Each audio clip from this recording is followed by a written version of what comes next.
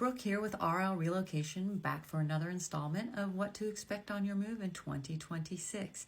Now, this video might be a little longer, but I'm trying to keep it as short as possible. Today, I want to talk about the different kinds of moving companies out there.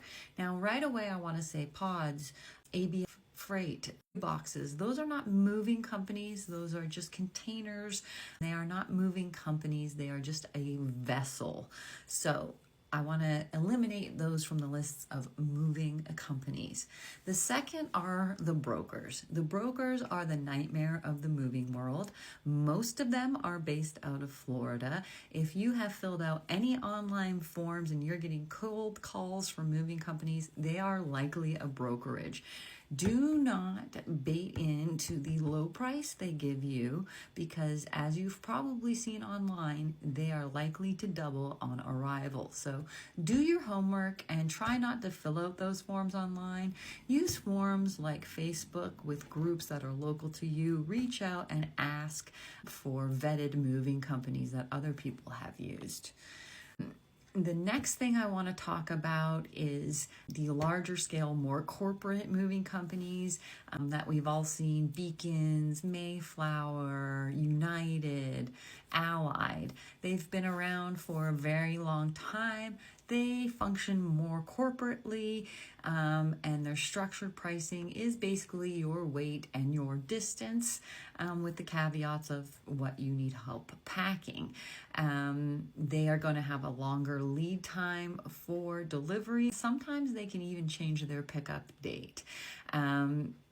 That is the one thing to bear in mind with the larger companies, is they are not going to have your stuff there in 3 days when you get there. So you have to be prepared to wait for your shipment with the larger moving companies, because they have 18-wheelers a lot of the time, and they're putting 2 to 5 families on one truck, and everybody's delivery will be spaced out according to the direction they're heading. So keep that in mind when you're looking to them. Does that always make them cheaper? Not necessarily. Does it possibly mean more handling of your goods? Sometimes it does, because they can't always get their large trucks into your neighborhoods, and they may have to shuttle it onto the large truck at a later date.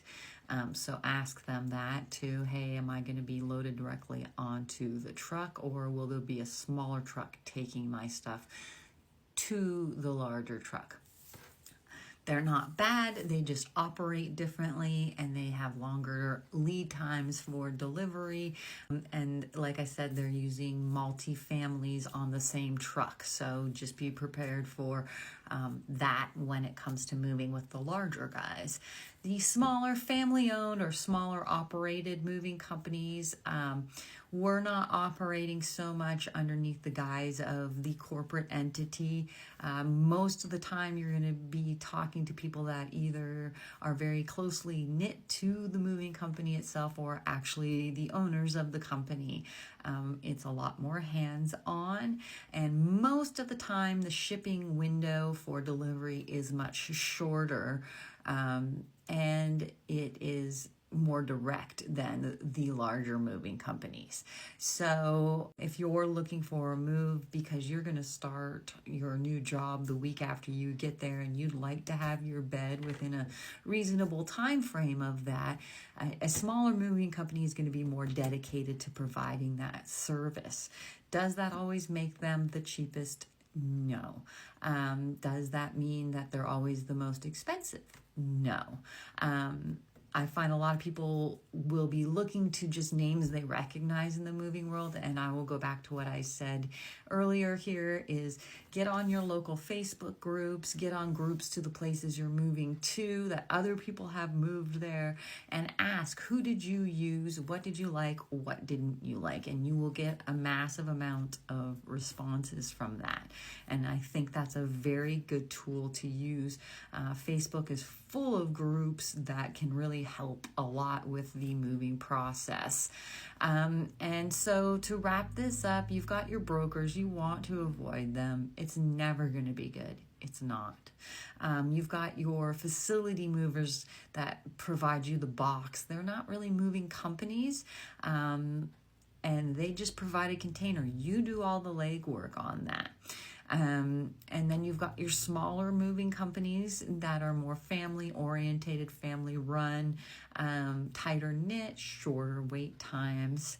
And then you've got, of course, your corporate big guys out there that have been doing it for a long time, but obviously operate a little bit differently with the structure of their moves.